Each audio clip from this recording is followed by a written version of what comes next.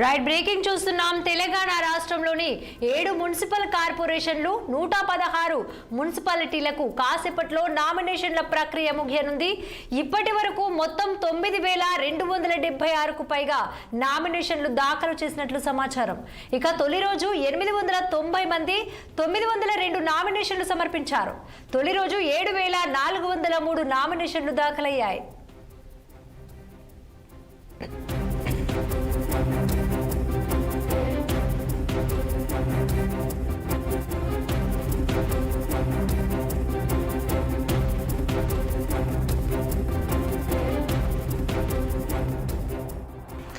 తెలంగాణ రాష్ట్రంలోని 7 మున్సిపల్ కార్పొరేషన్లు 116 మున్సిపాలిటీలకు కాసేపట్లో నామినేషన్ల ప్రక్రియ ముగియనుంది.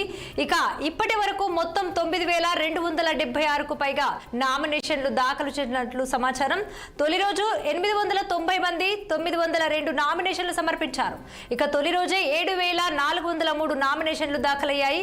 ఇక ఈ అంశంపై మరింత సమాచారం అందించేందుకు మా స్పెషల్ కరెస్పాండెంట్ హరికృష్ణ ఫోన్ లైన్లో సిద్ధంగా ఉన్నారు. హరికృష్ణ, చెప్పండి, దీనికి సంబంధించిన డీటెయిల్స్ ఏంటి?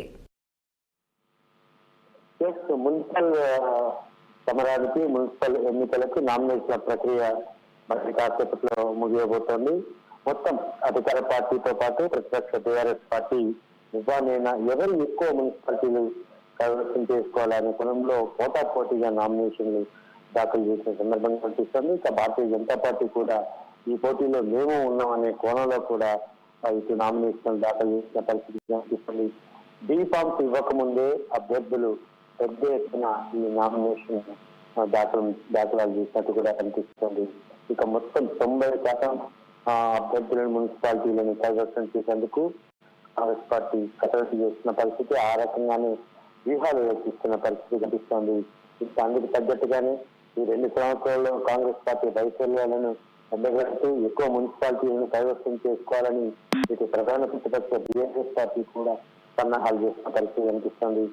ఈ 2 పార్టీలకు ధీటుగా Bharatiya Janata party double engine సర్కార్ పేరుతో ఆ పార్టీ కూడా రంగంలోకి దిగి ఇప్పుడు రామచంద్రరావు కొత్తగా రాష్ట్ర అధ్యక్ష బాధ్యతలు ఇస్తున్నారు. కాబట్టి ఎక్కువ మున్సిపాలిటీలను కైవసం చేసుకుని తన ముఖ్యంతో చూపించాలని ఒక తలంపు ఆయన పట్టుదలతో ఉన్నట్టు కూడా తెలుస్తుంది. అందుకు తగ్గట్టుగానే ఆయన కూడా నూతన ప్రణాళికలతో ముందుకు వస్తున్న పరిస్థితి కనిపిస్తోంది. ఇక తెలంగాణ రాజకీయాల్లో భారతీయ జనతా పార్టీ నూతన అధ్యక్షుడిగా ఆయన ఈ మున్సిపాలిటీ ఎన్నికలను ఒక సవాల్గా తీసుకున్న పరిస్థితి కనిపిస్తోంది. ఎంత సాధ్యమైతే ఎక్కువ అభ్యర్థులను మున్సిపాలిటీలను గెలిపించినందుకు కూడా ఆయన కూడా ప్రత్యేక వ్యూహంతో ముందుకు వస్తున్న పరిస్థితి.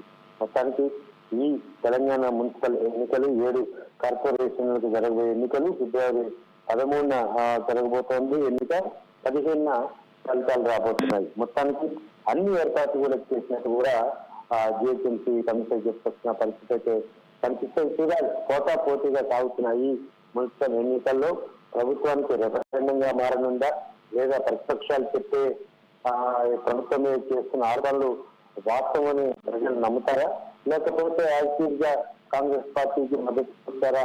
ఈ మున్సిపల్ ఎన్నికలు తేటతెల్లం చేయబోతున్నాయి. మొత్తానికి భారతీయ జనతా పార్టీ ప్రజల నుంచి ఏ విధంగా మద్దతు ఉంటుంది, రామచంద్రరావుని ప్రజలు ఎంత ఓన్ చేస్తున్నారు, ఈ అంశాలన్నీ కూడా మున్సిపల్ ఎన్నికలు నిర్ధారించబోతున్నాయి. Thanks for the updates Harikrishna.